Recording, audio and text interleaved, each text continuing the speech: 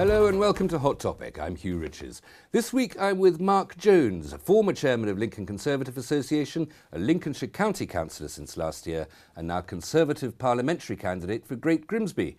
It's an interesting seat for the Tories. Their candidate at the last election lost by only 714 votes. That candidate, Victoria Ayling, is now standing for UKIP, which may take voters equally from the older parties.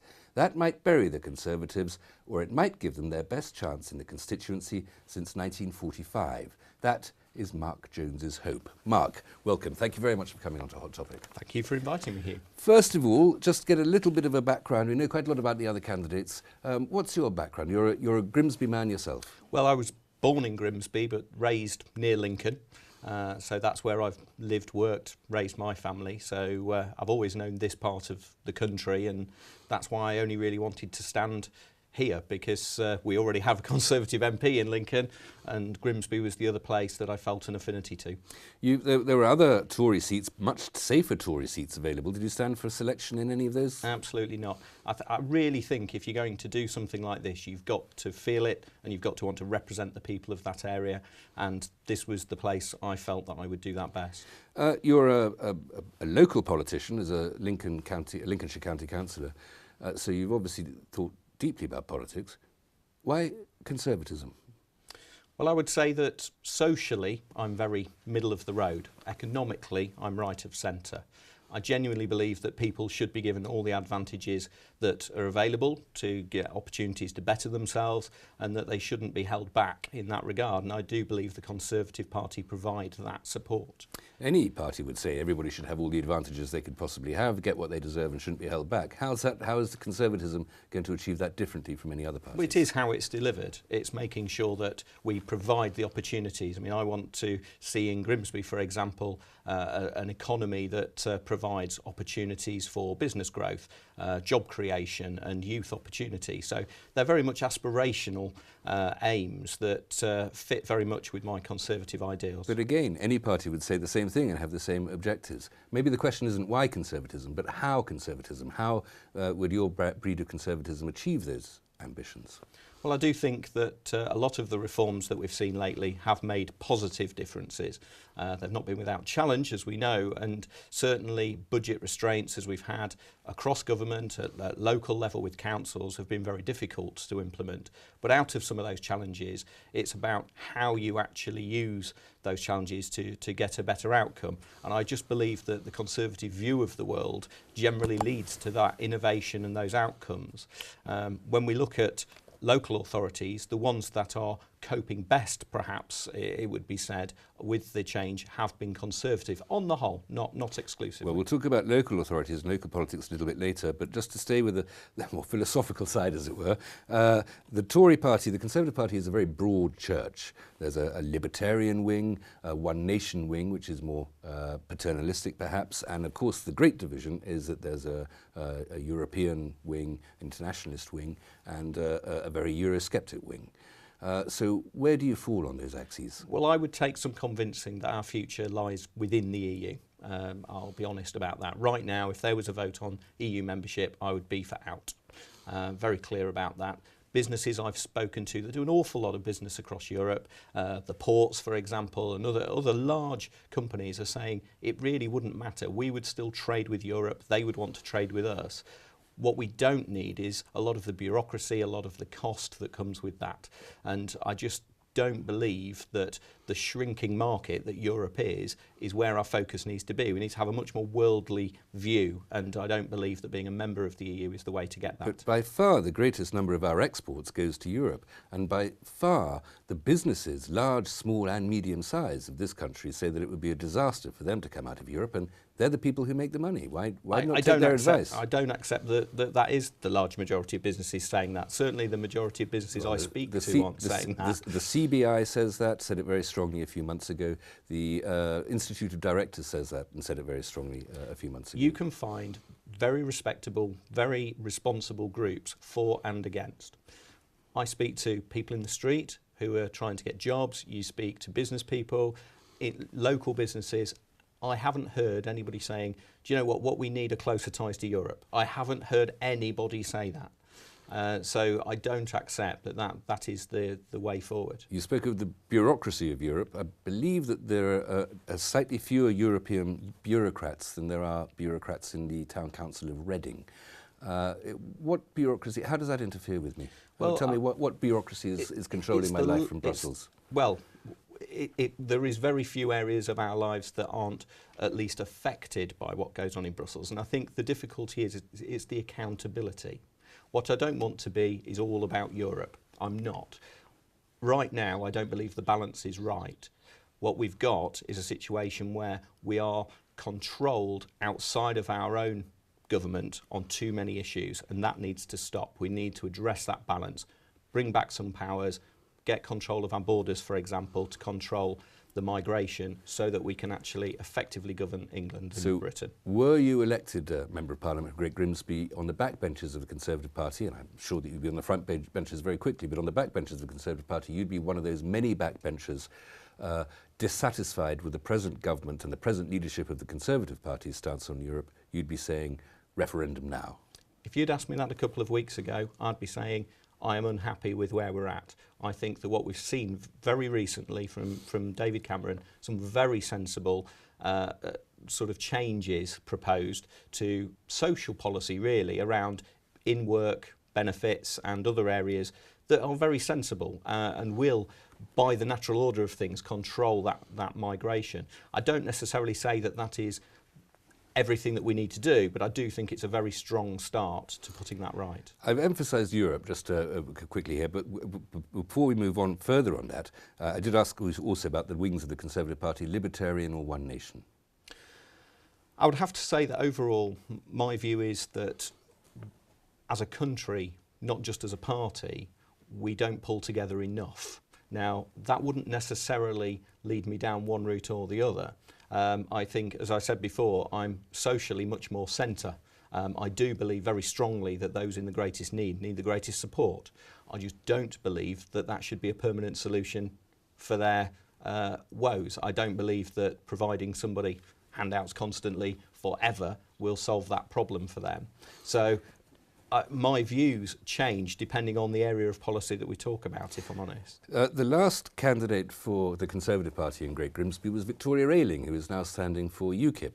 What you've just been speaking about in terms of social and economic policy and in terms of Europe, of course, that sounds very much like a UKIP policy.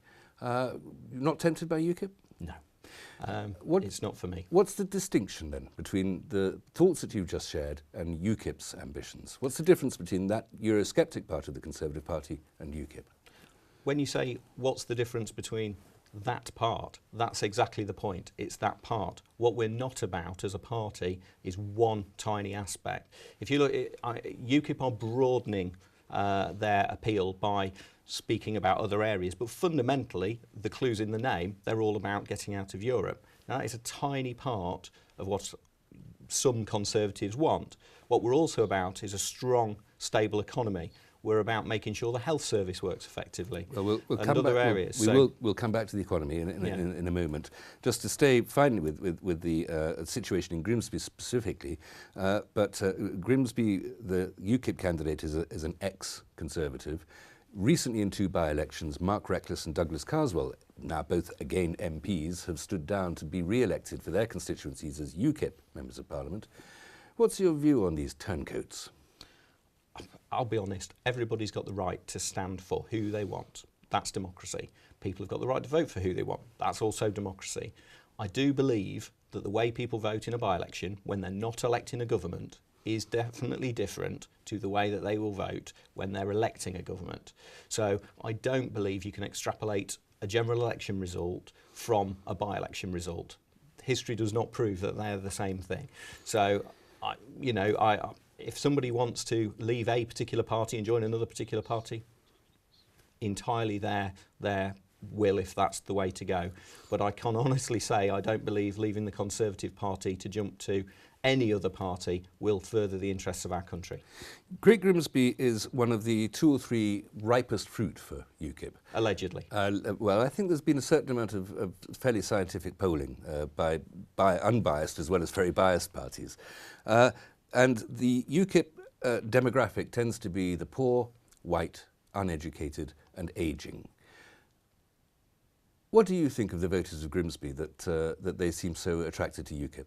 I think firstly I'd bring you back to my point. The polling has been done outside of a general election period. So there's an element of pinch of salt there. You're asking people, would they vote UKIP at a time when they're not being asked to choose a government? Reframe the question. Why is the Grimsby demographic also the demographic that UKIP attracts? I think there has been, for a very long time, an element of society that feels let down and left behind. And that's not just financially. There are some quite reasonably well-off people that are of pension age now that feel the same. They don't believe that their voice has necessarily been heard as loud and clear as it should. And I think they've made that very clear. And I think it's beholden to all the major parties now to make sure that they listen to them. You mentioned that the people feeling a bit less well off, but there's also a great sense of people feeling over-governed. People just vote against all of the above. Is that not the case? Is that not the smaller party attraction? Again, it is a possibility. I think what we've got to see it is in context. We've been through a massive economic issue. And when you look at countries that have had riots on the streets and everything else, we've avoided that by proper economic constraints. And I think this is the backlash, partly, of those constraints.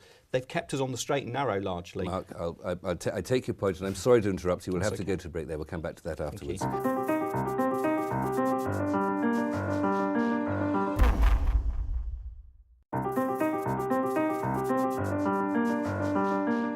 Welcome back to Hot Topic. I'm talking to Mark Jones, Conservative parliamentary candidate for the constituency of Great Grimsby. Mark, we've just been talking about Europe and we've been talking about the UKIP threat in Great Grimsby. Let's move on from there, talk a little bit more about your own party, the Conservative Party. It has its own internal troubles, doesn't it? The referendum in Scotland infuriated a lot of Conservatives who think that the Prime Minister, David Cameron, promised too much to Scotland without making equivalent promises to England. There's, of course, the European issue, and there's just something about David Cameron, the smug young man, that upsets some of the backbench Tories. The Tory party is quite badly divided. I would have to say, if you can find a leader throughout history that unites 100% of the people that follow them, you're doing pretty well. And equally, I'd have to say that sometimes when people first encounter a policy of any kind, they might be slightly sceptical. Once they see it working, again, opinions change. Which policy do you have in mind on? Well, I mean, when we're talking about Scotland as an example, there genuinely were, on all sides of government, people that were very concerned about the amount of concession that was being given to Scotland. I would have to say one of the strongest things that's come out of that is English votes for English laws. And I honestly think that that's really hit a chord with people. When you say, is it fair that people from Scotland who don't have us interfering with certain areas of their law can then vote on ours, people would say that's very unfair. But the point is the Prime Minister was a bit bumped into that by his own party, wasn't he? He made these concessions when he panicked and thought Scotland might walk away, and he hadn't then considered the consequences for England. And it was only by being bumped into that by his own backbench party that he then started considering English votes for English laws. I think with something like this, it isn't a case of being bumped into, it's a case of it's a movable feast. These very fluid negotiations will change day by day, hour by hour, and reactions have to be taken to the situation as it is. So I would say that what he did was a very solid job of actually holding the union together. And furthermore, people that are saying, well, will the Conservatives deliver on a referendum on Europe? I would point them to that and say, well, we didn't want the union to break, but we were prepared to basically give that commitment to Scotland and honour it, just as we will on Europe. Well, he made promises before. He made promises about migration that he couldn't fulfil. Why should we trust him anymore on his promises about Europe? I think I would have loved to have heard this week that it was wrong to make a promise on that particular issue, because genuinely I believe it was unachievable. I think the problem is, had our economy not been doing so well, migration would have gone down. The economy's gone up much faster than Europe, which is excellent news, and the net result is we're a much more attractive place to come and work. So, you know, it's one of those difficult situations. We do need to get a grip of migration, though. Is the government, that is the Prime Minister and a majority Conservative cabinet, is it finding more resistance within the Conservative Party than it is within its lower Liberal Democrat partners? I don't believe so. I think genuinely any party in government should receive challenge from all corners of its own party, let alone from everywhere else, behind closed doors usually, to say, is this the way we should be going? Can we do things better? You never get 100% consensus on every single thing that you do, and you shouldn't. That way you will get the best possible outcome because there's challenge. So I don't accept that that's a bad thing. I think that's actually a good thing. If elected, I would want to challenge that challenge them. is coming from his own party, though, not from a separate yes. party. I mean, equally, an uneasy alliance. If the government said, well, we want to put more investment into the west of the country, I'd be fighting tooth and nail to say, well, hang on, we want a fair deal for our side of the country. That's challenge, it's robust, and I would be very vocal. Would that be purely East Coast chauvinism, or would it be, or if you were persuaded that the west of the country deserved more money on the merits of the argument? Exactly so, but my point is that historically the east of the country has been the country's poor cousin. We'll come back to the locals. You mentioned the economy a moment ago. Big picture first with the economy. The deficit's not going down as fast as George Osborne, the Conservative Chancellor of the Exchequer, wants. It's proportionately higher than some of the Club Med basket case countries like Italy and Greece. The great vaunted Conservative long-term economic plan is failing.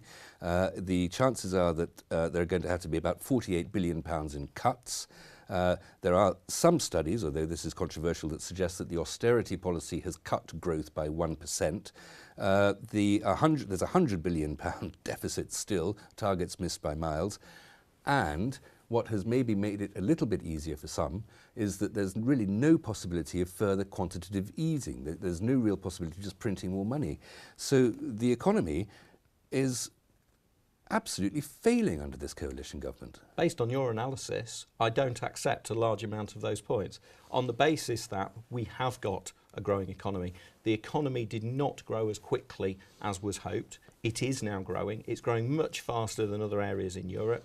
We're doing very, very well. It's one of the reasons the economy hasn't grown as quickly as you'd hoped, because of the austerity, because of the cuts in government spending, which of course creates its own break in economic growth. I would say absolutely not. You cannot spend more money than you bring in. I don't do that at home. I'm sure you don't do that. If you look at your wages, you do not spend more money. This is very Margaret Thatcher, which is and nice to hear from her, but you can't make an analogy between a national state's economy, macroeconomics, running things like a public debt and running a currency, and the same sort of in-out double entry bookkeeping that we might think of as running our own households. They're not analogous. No, I mean, I do accept there are differences, but there are some synergies too. The fundamental basic principle that you do not spend your way out of debt is universal. But the we know that does not work. If that spending could have increased the growth in the economy means greater revenues from taxation. And one of the reasons why the deficit is going down as slowly as it is because just this year, tax receipts, especially from income tax, have been much lower than expected because so many people might be back in work, but they've got very, very low paid work. You've got to look at where the economy came from.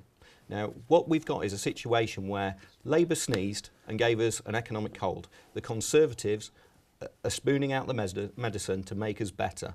People don't like the taste of the medicine, so they remember who's giving them that. They're sort of forgetting who gave them the cold. And let's be honest, there was a basket case of an economy when we started. It takes time to turn that round. Now, we could have taken longer. Was that the previous Labour government's fault, the basket case economy? Well, what you do when you're doing very well economically is you bank some of the money. What you don't do is sell off the gold, sell off pensions. You don't do all of that, not if you're very fiscally sensible. Now, we do not want to go back to a place where that is the norm. We've got to get our finances in order. It takes a long time. It's not particularly nice to do in a lot of cases, but out of it comes a lot of joint working, a lot of joint initiatives that actually will set us in good stead for the future as things pick up. You'll have noticed that in the last few weeks, Channel 4 has been broadcasting a television programme about the Eastmarsh in Grimsby, Skint, about people who are very unfortunate in terms of money and all sorts of other resources and facilities as well.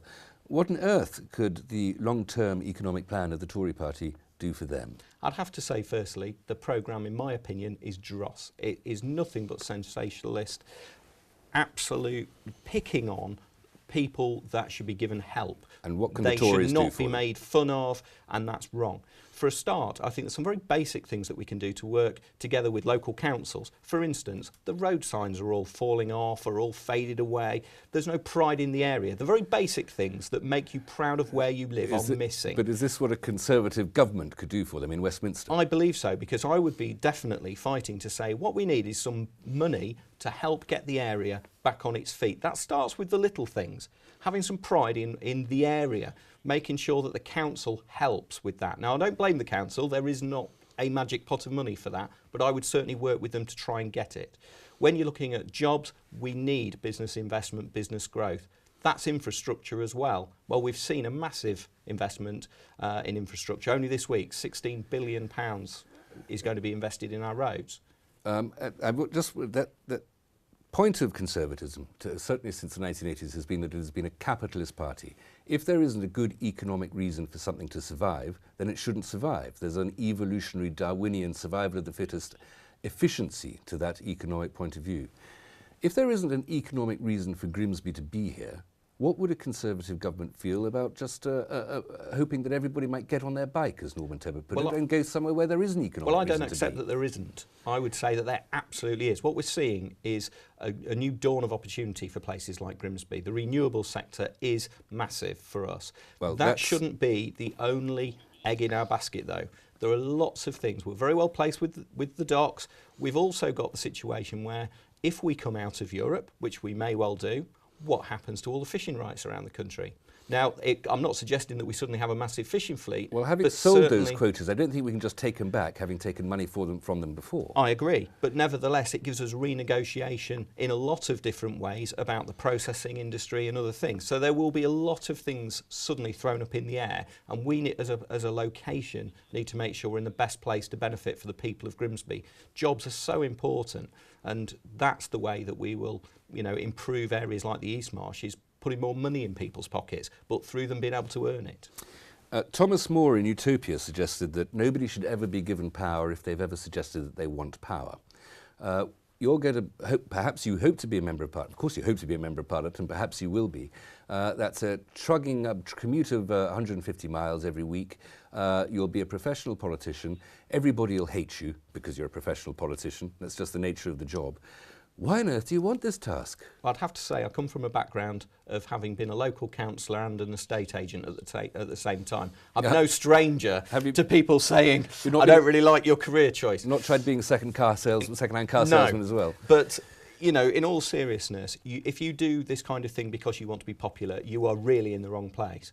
I mean, I started my journey into this by working with community groups, going on to the district council, getting frustrated I couldn't do enough, so I went on the county council, and so it's a natural progression to want to achieve things.